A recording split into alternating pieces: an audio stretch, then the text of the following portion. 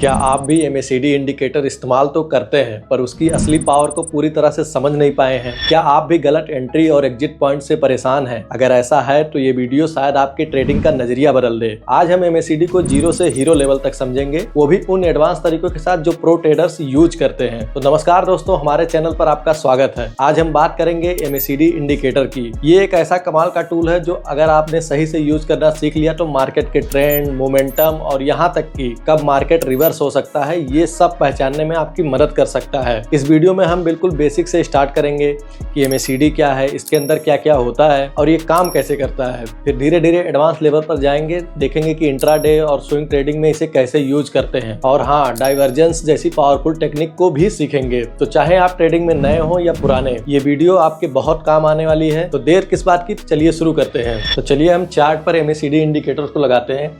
हम कोई भी, जैसे हम यहाँ पे ट्रेडिंग व्यू का चार्ट हमने ओपन कर लिया है, हम यहाँ इंडिकेटर सेक्शन में चले आते हैं। फिर आप देखेंगे MACD मतलब होता क्या है। MACD का पूरा नाम होता है मूविंग एवरेज कन्वर्जेंस डाइवर्जेंस। चलिए हम इस पर क्लिक कर देते हैं। अब ये चार्ट पे हमें MACD इंडिकेटर कुछ इस तरीके से दिखाई देता है। आप इस इंडिकेटर को देखिए, इसमें हमें दो लाइंस दिखती है और एक बार टाइप में हमें हिस्टोग्राम दिखता है। इन सबको आज हम डिटेल्स में समझने वाले हैं। पहले हमें इस इंडिकेटर की सेटिंग को देख लेते हैं कि इसमें हमें क्या क्या चीज़ें देखने को मिलती हैं। तो यहाँ से मैंने इस इंडिकेटर की सेटिंग्स को ऑन कर लिया है। आप देखेंगे कि जो हमें ये बार्स दिख रहे हैं, इनको हम हिस्टोग्राम्स बोलते हैं। उसके बाद एक लाइन हमें ब्लू कलर में दिख रही होगी, यहाँ पर आप देख सकते हैं, जिसको हम MACD लाइन बोलते हैं, इस लाइन को। फिर इसके बाद हमें सिग्नल लाइन दिखाई देगी जो ऑरेंज कलर की है। तो मेनली इसमें हमें तीन चीज़ें दिखाई देती हैं। एक MACD लाइन जो ब्लू कलर की है, एक सिग्नल लाइन जो ऑरेंज कलर की है, और बाकी ये जो बार टाइप आपको दिख रहे हैं ये हिस्टोग्राम्स होते हैं। और ये हमारी बेस लाइन होती है जिसके ऊपर नीचे ये बार्स और ये दोनों लाइंस मूव करती रहती हैं। फिर हम इस इंडिकेटर्स की कुछ बेसिक सेटिंग्स को देख लेते हैं। आप इनपुट्स में चले आइए। जो हमारी ये MACD लाइंस होती है जो आपको ब्लू कलर में दिख रही होगी, बेसिकली ये होता क्या है, ये एक EMA का ही डिफरेंस होता है। इसमें दो तरह के EMA यूज किए जाते हैं। पहला है 12 पीरियड का और दूसरा है 26 पीरियड का। इन दोनों EMA का डिफरेंस ही हमारी MACD लाइंस होती है। यही MACD लाइंस हमें ट्रेडिंग सिग्नल जनरेट करने में हमारी मदद करती है। उसके बाद फिर हम देखते हैं जो हमारी ऑरेंज कलर की लाइन होती है, इसको हम बोलते हैं सिग्नल लाइन।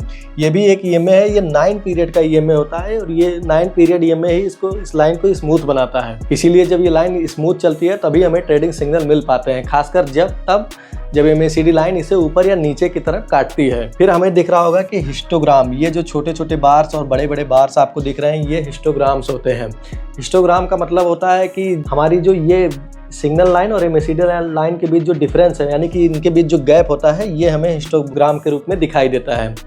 ये बार्स ही हमें बताते हैं कि इन लाइन के बीच कितना ज़्यादा गैप है। अगर हिस्टोग्राम में बार बड़े बड़े दिख रहे हैं तो इसका मतलब कि ट्रेंड बहुत अच्छा है, उस ट्रेंड में मोमेंटम है, जिसकी वजह से ये MACD लाइन और सिग्नल लाइंस दोनों के बीच में डिफरेंस काफ़ी अच्छा बन रहा है। फिर आपको यहाँ पे जीरो लाइंस दिख रही होगी। मैं इसको थोड़ा सा बैक कर देता हूँ एक बार।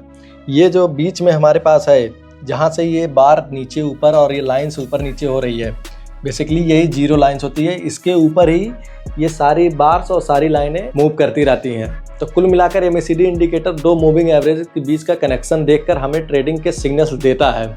इससे ये हमें समझने में आसानी होती है कि कब कोई नया ट्रेंड शुरू होने वाला है, कब पुराना ट्रेंड और स्ट्रांग या वीक हो रहा है, और कब मार्केट में रिवर्सल के चांसेस ज़्यादा हैं। तो यही MACD हमें कई तरह के सिग्नल देता है जिन्हें ट्रेडर्स एंट्री और एग्जिट के लिए यूज करते हैं। कब ट्रेंड पलट सकता है, ट्रेंड में कितना मोमेंटम है, ये सब कुछ जानने के लिए MACD इंडिकेटर का यूज किया जाता है। अब हम देखते हैं कि ये MACD इंडिकेटर जो होता है, इस पर ट्रेड कैसे किया जाता है, कौन कौन सी स्ट्रेटजी इस पर वर्क करती हैं। तो जो इसका सबसे पहला यूज है वो है क्रॉसओवर का। MACD क्रॉसओवर ट्रेडिंग करने का सबसे सिंपल तरीका होता है। क्रॉसओवर भी दो तरह के होते हैं, एक होता है बुलिश क्रॉसओवर और एक होता है बेरिश क्रॉसओवर। बुलिश क्रॉसओवर क्या होता है कि जब MACD लाइन सिग्नल लाइंस को नीचे से ऊपर की तरफ कट करती है।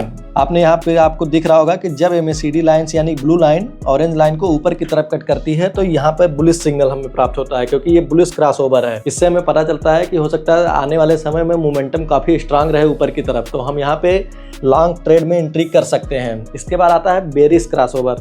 बेरिश क्रॉसओवर क्या होता है कि जब MACD लाइन सिग्नल लाइन को ऊपर से नीचे की तरफ क्रॉस करती है तो वो बेयरिश क्रॉसओवर माना जाता है। इसमें उम्मीद की जाती है कि आने वाले समय में ट्रेंड जो है थोड़ा सा बेयरिश रह सकता है, जिसकी वजह से हम इसमें शॉर्ट की पोजीशन बना सकते हैं। यहाँ पर एक चीज़ का और ध्यान देना बहुत जरूरी है कि क्रॉसओवर कहाँ पे हो रहा है। अगर ये क्रॉसओवर मान लीजिए ये बुलिश क्रॉसओवर है और MACD लाइन सिग्नल लाइंस को ऊपर की तरफ क्रॉस कर रही है, तो अगर ये क्रॉसओवर जीरो लाइन के नीचे होता है तो ये बहुत ही स्ट्रांग क्रॉसओवर माना जाता है। मतलब कि यहाँ से आपको बुलिश सिग्नल बहुत अच्छा मिलने की संभावना रहती है और ये ट्रेंड भी अच्छा कंटिन्यू हो सकता है।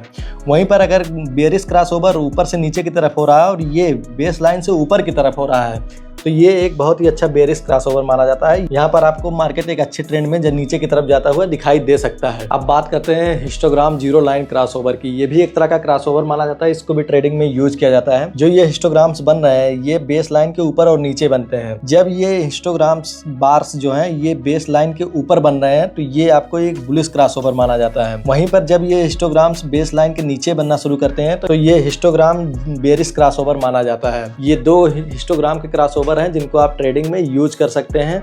इन दोनों का यूज करके आप एक अच्छा प्रॉफिट यहाँ पर भी जनरेट कर सकते हैं। तो ट्रेडिंग में हमें तीन तरह के क्रॉसओवर देखने को मिले। पहला हमारा MACD लाइन का क्रॉसओवर जिसमें बुलिश क्रॉसओवर और बेयरिश क्रॉसओवर, ये दो क्रॉसओवर यहाँ पे देखने को मिले। ये बुलिश क्रॉसओवर है, ये बेयरिश क्रॉसओवर है। फिर हमें हिस्टोग्राम में भी बुलिश और बेयरिश दो तरह के क्रॉसओवर देखने को मिलते हैं।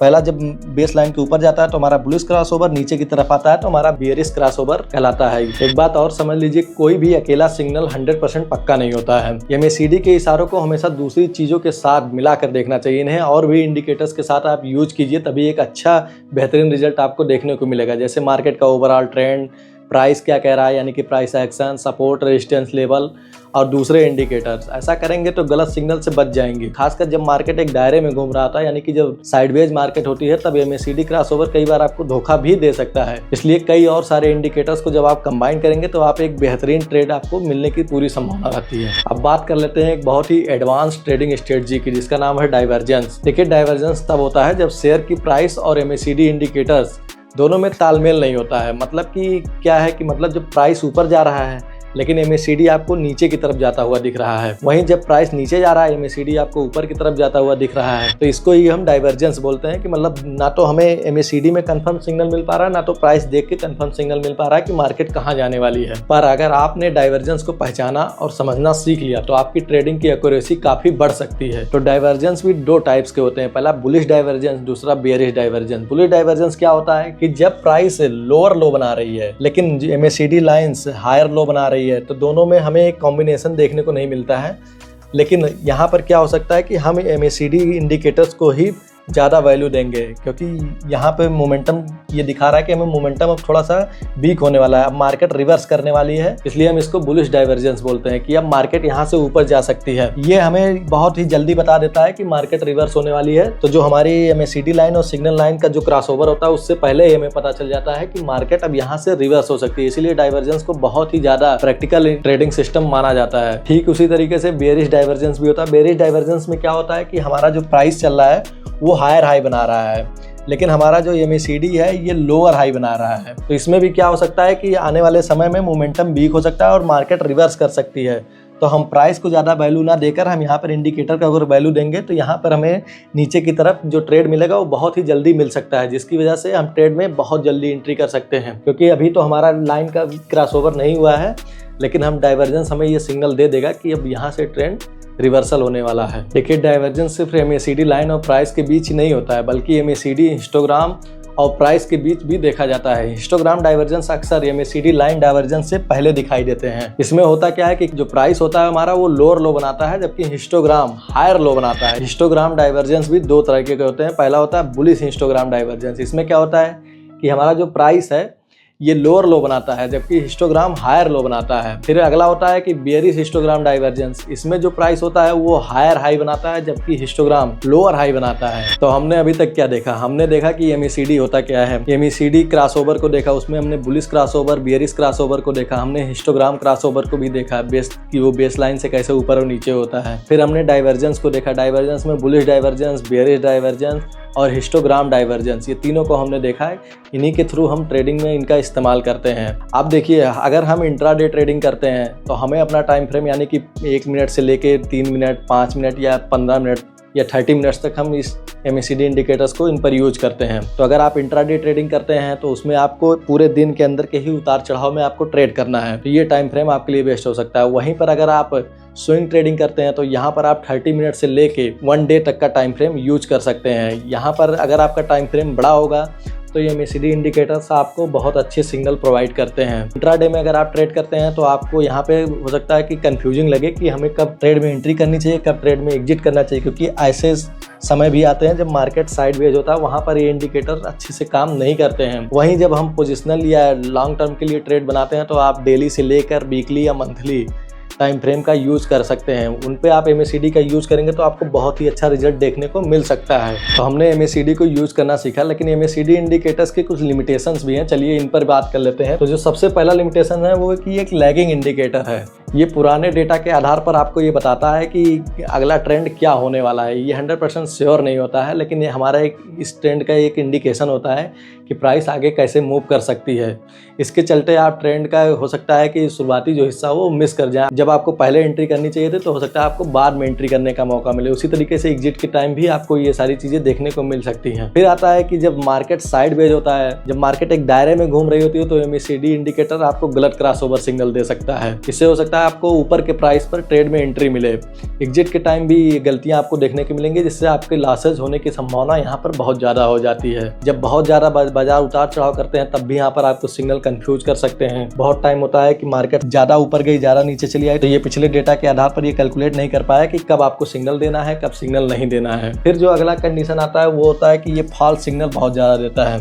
हमने आपको बताया कि जब मार्केट साइडवेज होती है तब ये सिग्नल देने में आपको बहुत परेशान करता है। वहाँ पे आपको ट्रेड में इंटर करने के लिए बहुत ज़्यादा कन्फ्यूजन होने लगेगी, आपका सिर्फ SL ही हिट होगा। उसके बाद आता है कि ओवरबॉट या ओवरसोल्ड हमें इससे नहीं पता चल पाता है।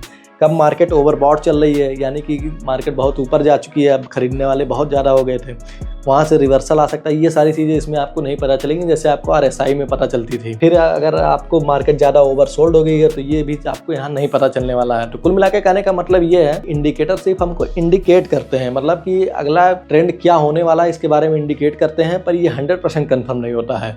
आपको और तमाम तरह की चीज़ें इसमें देखनी पड़ेंगी। प्राइस एक्शन आपको देखना पड़ेगा, सपोर्ट रेजिस्टेंस लेवल आपको देखने पड़ेंगे। उसके बाद अगर आप इसका यूज़ करते हैं तो हो सकता है फॉल्स सिग्नल से आप पूरी तरीके से बच जाएं। तो कैसे इन सबको यूज़ करना है, इसके लिए मैं आपको कुछ प्रैक्टिकल टिप्स दे देता हूं जिनको आपको MACD इंडिकेटर्स को यूज़ करते समय ध्यान में रखना चाहिए। तो सबसे पहले आपको एक डेमो अकाउंट बनाना है। आप शुरू में ही अपने लाइव अकाउंट में ही ट्रेड करना स्टार्ट मत कीजिए। आप एक डेमो अकाउंट बनाइए, वहाँ पर पहले आप पेपर ट्रेडिंग के थ्रू पोजीशंस को बनाइए कि MACD हमें जिस तरीके के सिग्नल्स दे रहा है हम उस पर पहले पेपर ट्रेडिंग करेंगे, उसके बाद देखेंगे कि हमारा क्या रिजल्ट आ रहा है। तो पहले आप डेमो अकाउंट से शुरू कीजिए। फिर आपको एक परफेक्ट ट्रेडिंग प्लान होना चाहिए MACD पर कि कब हमें एंट्री करनी है, कब एग्जिट करनी है, ये आपको एकदम क्लियर तरीके से पता होना चाहिए। ऐसा ना हो कि आपने एंट्री तो कर ली पर आप ट्रेड से एग्जिट ही नहीं कर पा रहे हैं, आप बैठे रह गए उस ट्रेड में, उसकी वजह से आपको लॉसेज हो सकते हैं। फिर आपको होना चाहिए कि आप हमेशा कन्फर्मेशंस को ही यूज कीजिए। मतलब जब MACD आपको कन्फर्मेशंस दे कि हाँ ट्रेड बन गया है, तभी आप उस ट्रेड में एंटर कीजिए, जिससे आपके प्रॉफिटेबल होने के चांसेस बढ़ जाएंगे। और हमेशा एक अच्छे टाइम फ्रेम को सिलेक्ट कीजिए। मतलब अगर आप एक इंट्राडे ट्रेडर हैं तो मैंने आपको बताया कि आप 1 मिनट, 3 मिनट या 5 मिनट, 15 मिनट या ज़्यादा 30 मिनट्स तक का टाइम फ्रेम आप इंट्राडे में यूज कीजिए। ये आपको एकदम कंफर्म होना चाहिए। ऐसा ना हो कि आप छोटे टाइम फ्रेम पे ट्रेड आप बना लिए और आप एग्जिट कर रहे हैं बड़े टाइम फ्रेम पे, तो वहाँ पे आपको दिक्कत होगी। वहीं पर अगर आप स्विंग ट्रेडिंग कर रहे हैं तो आपको 30 मिनट से लेके 1 डे तक का टाइम फ्रेम यूज करना है। अगर आप स्विंग ट्रेड कर रहे हैं तो हो सकता है बड़े टाइम फ्रेम पे आपको ये इंडिकेटर बहुत अच्छा परफॉर्म करके दे। सही टाइम पे आपको एंट्री लेनी है और सही टाइम पर आपको एग्जिट करना है। अगर आप पोजिशनल के लिए जा रहे हैं तो मैंने आपको बताया था कि आप एक दिन से लेके आप वीकली या मंथली टाइम फ्रेम पर शिफ्ट हो सकते हैं, जिससे आपको सबसे ज़्यादा अच्छी कंफर्मेशन पोजिशनल ट्रेड पर देखने को यहाँ पर मिलेगी। फिर बात करते हैं ट्रेड विद ट्रेंड, मतलब आप ट्रेंड के साथ ही ट्रेड कीजिए। ऐसा ना हो कि मार्केट का ट्रेंड बुलिश है लेकिन आपने पोजीशन बना ली बेयरिश की, तो वहाँ पर आपको लॉस में हो जाएगा। इसलिए ट्रेंड बहुत ज़्यादा मायने रखता है। ट्रेंड अगर ऊपर की तरफ है तो आप कोशिश कीजिए जो बेयरिश ट्रेड आपको MACD दे रहा है आप उनसे दूर रहिए। उसी तरीके से अगर ट्रेंड बेयरिश है तो आप बुलिश ट्रेड से बचिए। उसके बाद आता है कि आप हिस्टोग्राम को बहुत अच्छे से समझिए। हिस्टोग्राम MACD का समझ लीजिए एक तरह से दिल है। अगर हिस्टोग्राम के बार आपको समझ में आने लगे तो आपको समझ आ जाएगा कि मोमेंटम कब स्ट्रांग है, कब वीक है, तो वहाँ पे आपको ट्रेड लेने में आसानी होगी। और सबसे फाइनल बात जो होती है वो होती है रिस्क मैनेजमेंट। इसके बिना तो आप कोई ट्रेडिंग प्लान एग्जीक्यूट ही नहीं कर सकते हैं। रिस्क मैनेजमेंट होना बहुत ज़रूरी है। हमें ओवर ट्रेड से भी बचना है और हमारा रिस्क पता होना चाहिए कि हमें इस ट्रेड में कब हमें एंट्री करनी है, कब एग्जिट करनी है, कितना हमारा लॉस होगा, कितना प्रॉफिट होगा। ये सब मार्केट कंडीशन के हिसाब से आपको पहले से ही तय होना चाहिए। देखिए, MACD एक पावरफुल टूल बन सकता है अगर इसे सही तरीके से सही सिचुएशन में इस्तेमाल किया जाए। इन प्रैक्टिकल टिप को अपनाकर आप MACD इंडिकेटर को पूरी ताकत से यूज कर सकते हैं और अपनी ट्रेडिंग को और भी ज़्यादा इंप्रूव कर सकते हैं। तो दोस्तों, ये थी MACD इंडिकेटर की A to Z जानकारी। बिल्कुल बेसिक से लेके एडवांस तक मैंने आपको सब कुछ बताया। उम्मीद है आपको ये वीडियो पसंद आया होगा और काफ़ी कुछ नया सीखने को मिला होगा।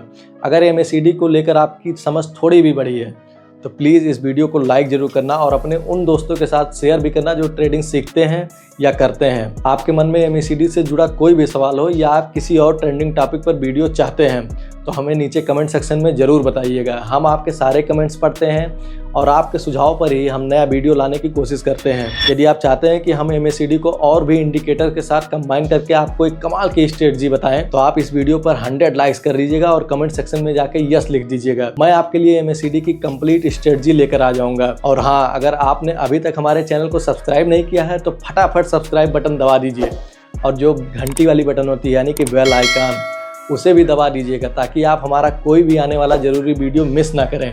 तो अगली बार मिलते हैं एक और मज़ेदार इन्फॉर्मेशन वाले वीडियो के साथ। तब तक सीखते रहिए और सेफ ट्रेडिंग करते रहिए। Thank you.